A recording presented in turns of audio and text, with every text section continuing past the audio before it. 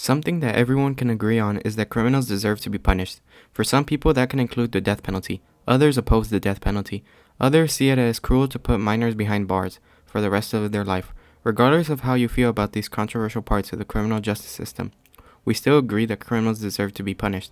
However, what happens to someone when they commit a crime and they cannot be caught, and for decades after the crimes are committed, they are still free, despite the best efforts of law enforcement? This was the reality of the victims for the Vasilia Ransacler, the East Area Rapist, and the original Night Stalker. Born on November 8, 1945, Joseph was born into New York into a military family. His father was a sergeant in the United States military. During much of his childhood, he spent his time in Germany because that was where his father was stationed. This is the most critical piece of childhood because of the trauma he experienced during his time. One day, when Joseph and his sister were playing in an abandoned warehouse, he witnessed his sister get raped by two other servicemen. Joseph would later follow in his father's footsteps and join the military for about 2 years during the Vietnam War. After leaving the military, he graduated from Sacramento State University in 1971 with a degree in criminal justice. Around the time of his first crimes, from 1973 to 1976, he worked as a police officer with the Exeter Police Department.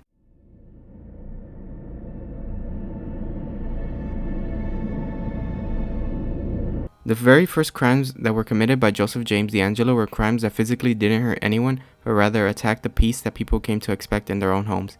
He also made the victim question their privacy.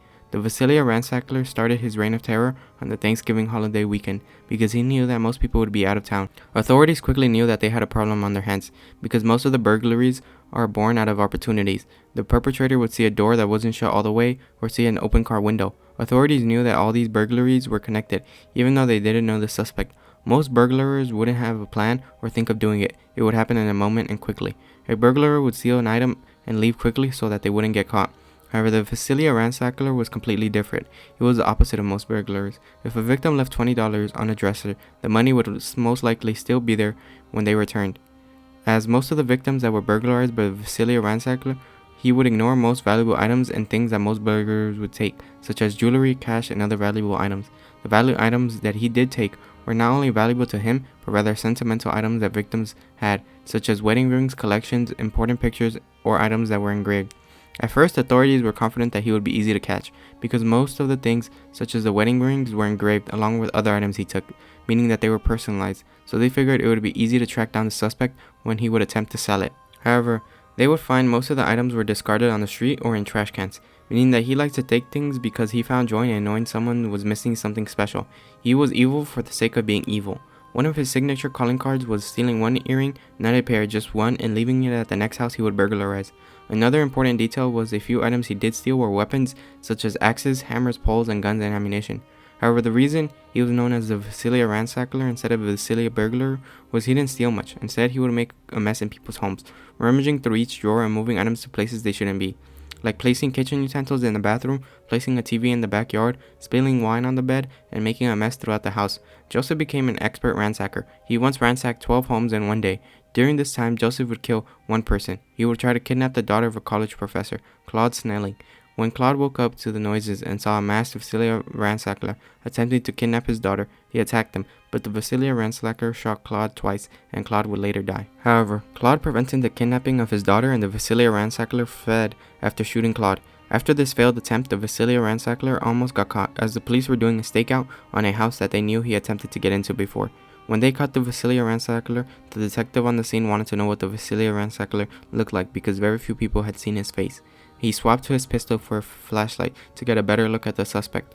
Little did the detective know that the Vasilia Ransacler had a revolver in his pocket. In a quick second, the Vasilia Ransacler shot the detective. Fortunately, he missed the detective, but the bullet hit his flashlight and the Vasilia Ransacler fled from the scene. However, the Vasilia Ransacler would not only flee the scene, but also the area, as the detective had seen his face, and the Vasilia Ransacler had not yet put on his ski mask all the way down, so now a police officer had seen his face.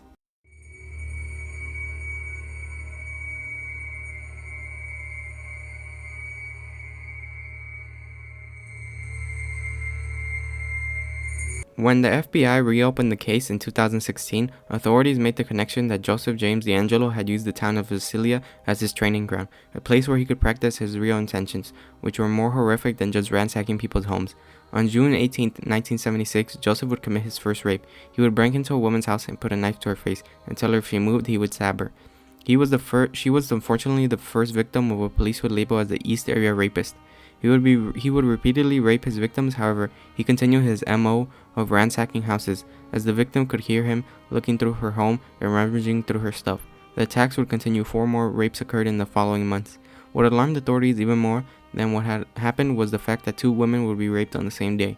Just like how, at the beginning, the burglaries confused the police, so did the sexual violence. As most rapists attack a single victim, they are accurate, methodical, and pay attention to every last detail. However, serial rapists are different, because they are very prone to attack people when they cannot control their urges or when they see an opportunity. However, the East Area Rapist was a combination of both. He would stalk and observe his victims for days.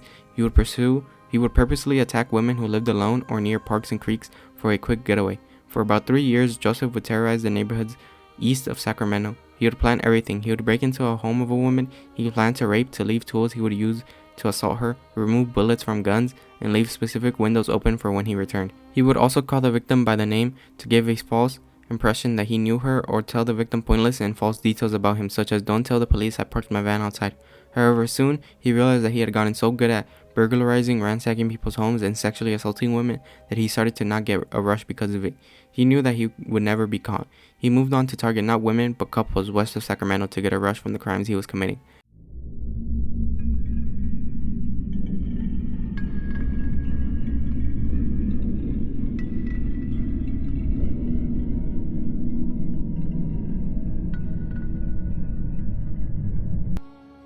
He also started attacking women who had children.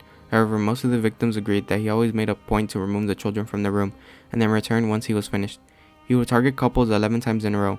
He did the same for when he targeted single women, only he would instruct the men to lie face down and bound their arms and legs, and then place plates, cups, or any type of china on the back of the man and tell them if they moved, the plates would fall. If he heard the plates fall, then he would kill them both.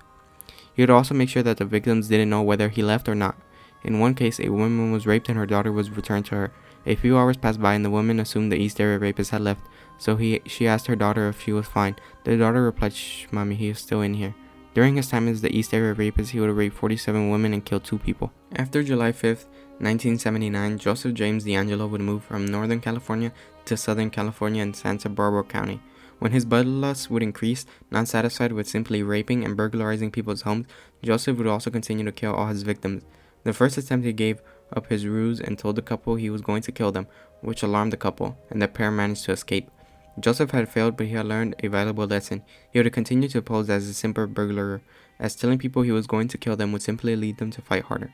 He would later go on to kill 5 more couples in this fashion, killing 10 people. His last known victim was on May 4th, 1986. He would break into her house while her parents were in Mexico. She was raped and then beaten to death with a pipe. The capture of Joseph was interesting. He was captured using DNA samples from old rape kits that were taken back when he was committing his crimes. Forensics as a science is fairly new. DNA and fingerprinting were rediscovered around 1984, which is 2 years before Joseph completely stopped. However, investigators using DNA samples from rape kits to find out who committed these crimes. Also, DNA helped tie everything together, as first people believed the Visalia ransacker, the East Area Rapist, and the original Night Stalker were all different people. However, DNA tied them all together, which led to the name of the Golden State Killer. Using these DNA samples, investigators used genealogy websites, hoping to find the relative of a man who committed these crimes. Websites such as Ancestry.com, 23andMe. However, these websites are private companies with terms and services, so law enforcement would have to get a warrant from a judge to get those records. But that would not be the case with a free website, such as GED Match. They use the DNA to find someone matching DNA to the DNA in the rape kit of the crimes committed in 1984. This might get complicated, but essentially they built someone's family tree backwards.